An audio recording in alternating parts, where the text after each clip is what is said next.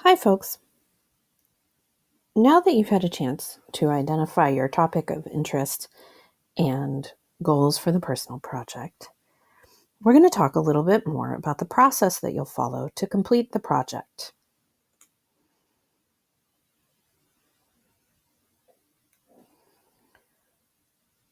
Our goal today is to establish the platforms you will use to keep track of your process and to collect evidence of the work that you're doing along the way. This is important because, as you'll find, the project is assessed based on the evidence you provide of your learning process. And you can't do that if you don't have it organized in one place. We're going to start by establishing a folder in your Google Drive where you'll keep all of your materials for the personal project. This will ensure that your materials are shared with your supervisor and don't get lost. At this time, you should go to your Google Drive and create a new folder called Personal Project and your name. Make sure that you set the sharing permissions for this folder to all MCPS users can view. This will allow you to put things in the folder to share with your supervisor, and you won't have to change the permissions for every document. Once you set your sharing permissions correctly, go to your Canvas classroom and add the link for that folder to the assignment that says Create Your Google Folder in the Planning module. Take a moment to pause the video and do this, and then come back and learn about what we're going to be doing in that folder.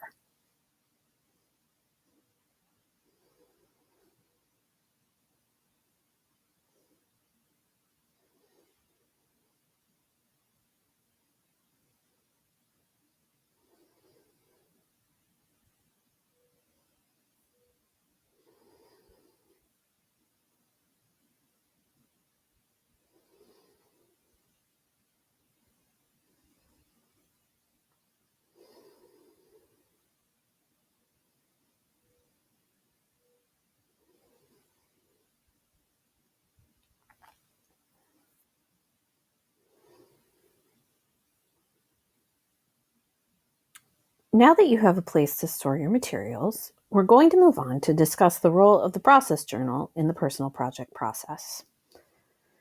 Really, a process journal is an umbrella term that refers to all of the work that you do on the project taken collectively. Your proposal, brainstorming sheet, and any notes or thinking that you've already done are actually the first parts of the process journal. You've started on this already and didn't even know it.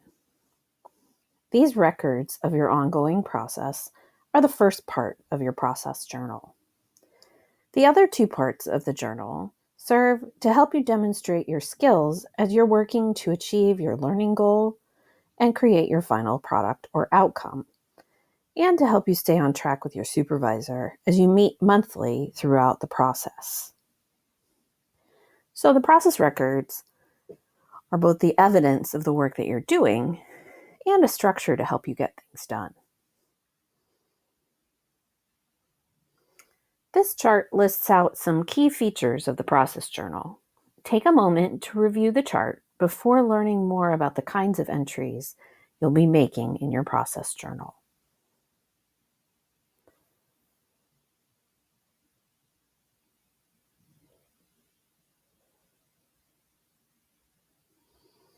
As part of your process journal, you'll complete several required assignments on a designated Canvas classroom. These entries are in addition to the ongoing records of your work that we already discussed. Structured entries are in common across all students, and they relate to your learning goal. Essentially, they're tasks or activities that help you show your skills as you are learning more about the topic of interest that you've identified. Unstructured entries are your opportunity to show how you're applying skills to develop your final product or outcome. This will look different for each student depending on the kind of project you're pursuing. The third kind of entry are reflection questions. These are questions that you'll discuss with your supervisor at particular points in the process. You should prepare them in advance and discuss them with your supervisor at your meetings. So how do you keep all of that organized?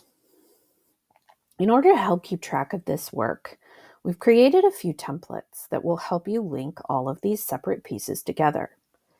At this point, you will choose a template that will help you to organize your materials and put that document in the folder you created earlier. There are two templates to choose from that are linked here, or you may choose a do-it-yourself option. Basically, you would create a document of your own to keep things organized. Template 1 is a binder style Google Slides presentation. It has tabs and sections for each kind of journal entry, as well as directions on the different assignments you'll complete. Template 2 is a composition notebook style Google Slides presentation. It has all the same information as the first template, but without the tabs and sections. Take a moment now to explore these two templates and choose one that you think will work best for you. If after looking at the templates, you would rather create a document of your own, you can go ahead and do so. Once you decide, you'll place a copy of this template in the Google Drive folder and post the link to it in the assignment called Process Journal on Canvas. Pause the video now to look at the two templates and come back when you've made a decision.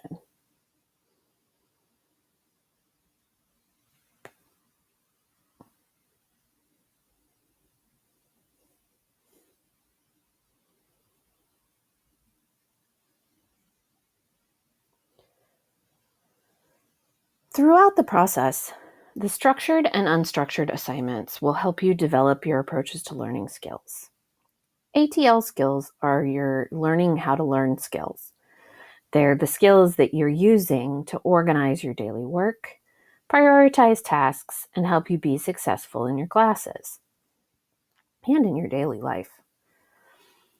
Sometimes you're learning about these skills explicitly, but other times you're using them without really even thinking about them.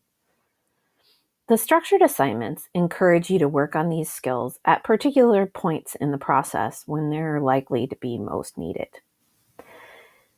Take a moment to look at the structured journal assignments that are built into the planning module on Canvas. These assignments are related to demonstrating your research skills. You'll need to establish a bibliography and evaluate at least 3 sources of information related to your project. You should continue to add to the bibliography throughout your project, but it's only necessary to thoroughly evaluate those sources which are most essential to your project. We will discuss this in more detail at a later time. Taken together, the ongoing work that you do in the project forms a cycle of independent and guided inquiry. You start by thinking about what you've done and what you want to do, as you did in the proposal and brainstorming activities. Then you take action on your ideas, which you'll be doing in the next 2 assignments coming up. Once you've done some of the work, you'll consult with your supervisor, who's there to help guide you through the process and provide feedback on your progress. And once you've consulted with your supervisor, you'll reflect on what you've done and achieved so far, your progress, and decide what to do next. Every 3 weeks or so, you'll repeat this cycle. The important part of it really is the thinking and action that you take on your own, and the process journal is a record of that. So what should you do now? First, preview the different templates for the process journal and start thinking about what you want to do to record your progress. Then, begin doing some preliminary research into your topic to help you narrow down your goals and interests. If you're feeling stuck, you can click on the link to view a short video that I made for teachers to tell them what I learned from a time that I tried to do a personal project and discovered just how hard it can be to pick an appropriate goal and a topic that's achievable within the time frame. If you need additional assistance, you can access the Personal Project website or talk with your supervisor about what you're thinking and what you need help with. They're there to help.